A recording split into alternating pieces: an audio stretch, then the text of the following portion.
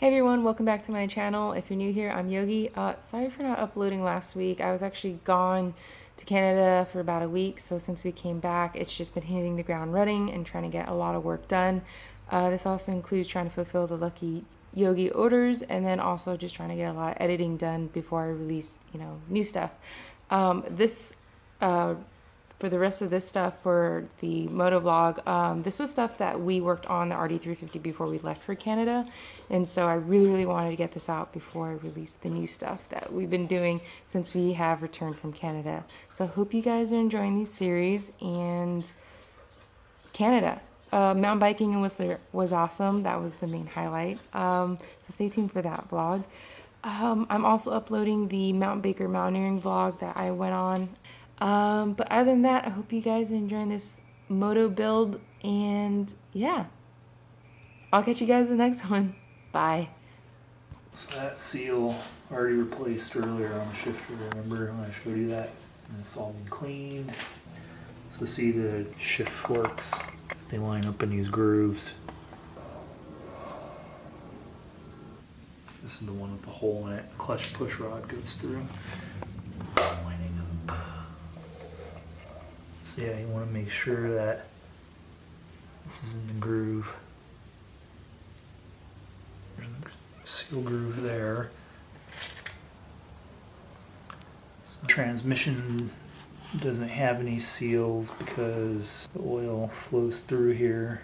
This side has to have seals on it because this side's dry. So you always got to check with these seals because a lot of times they're directional. So there's actually, on this side, there's a spacer that goes in there. But right now we don't have that. So normally if there's something that rubs right on there, when I put it on, I put oil.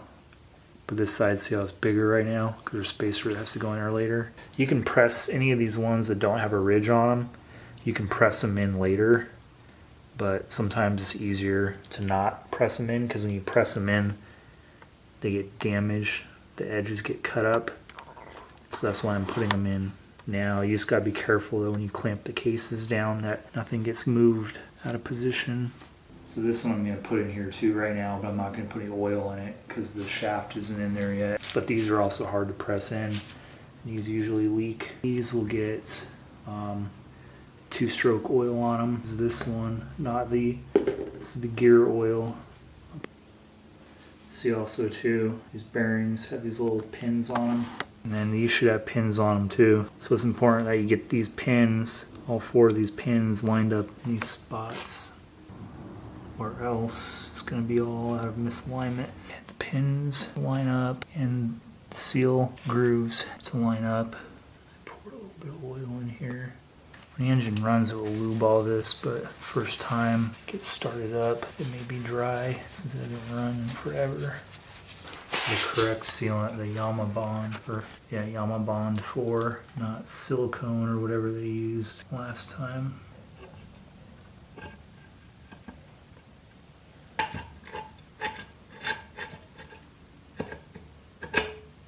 Camera, because I forget which order.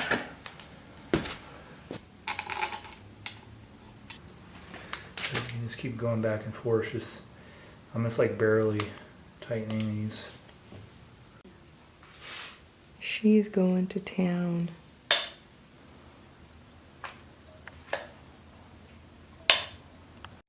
What are we doing?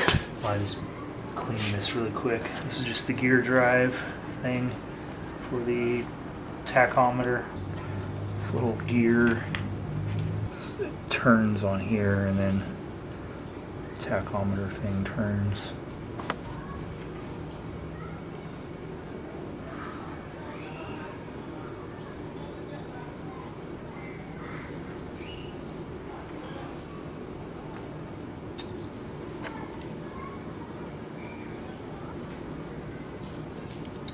We'll put the pistons in first before we do all this stuff on the side, but I just want to put this on before I forgot or something.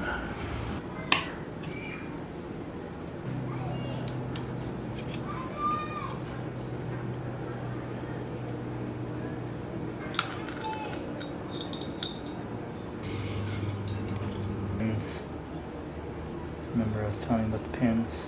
Yep. You have to line up between the grooves when it goes back together. If not, see how it overlaps the pin and then it's all messed up.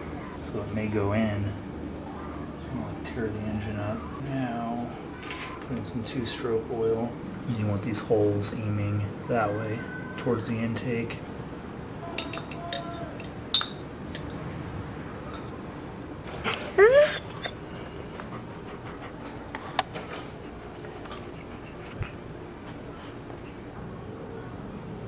I'm going to try to get this end in and gently pull on this so it compresses, see?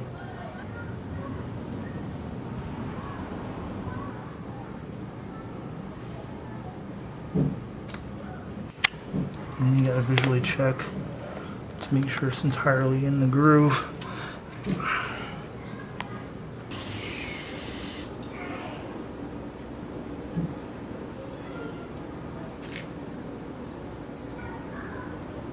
So this one has to face in this direction.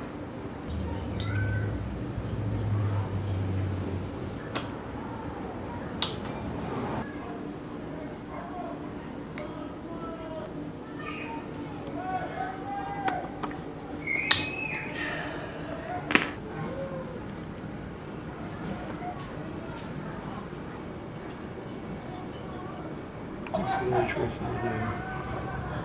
This one's like really hard. I don't really like this one. It's not.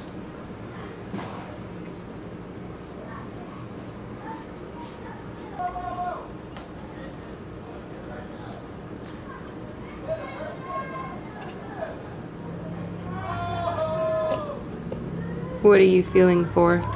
That it's going over the rings correctly and that they're not getting hung up. I can see the pins right here. So I know that one's good.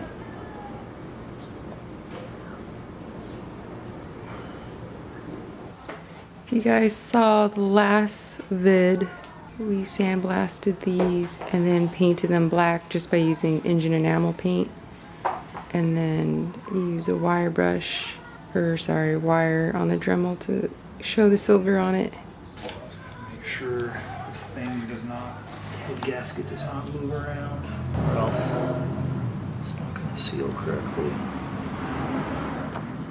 It's just made out of soft copper, so when it smashes out, it fills in any voids.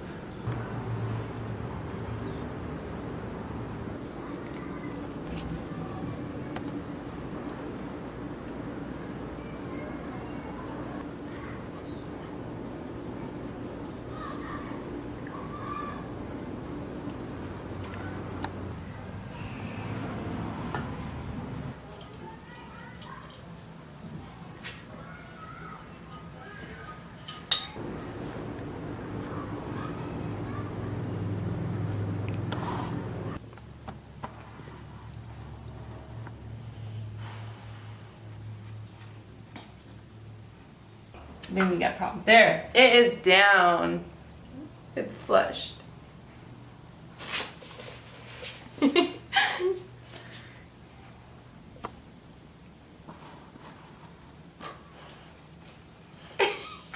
Don't get him away from that.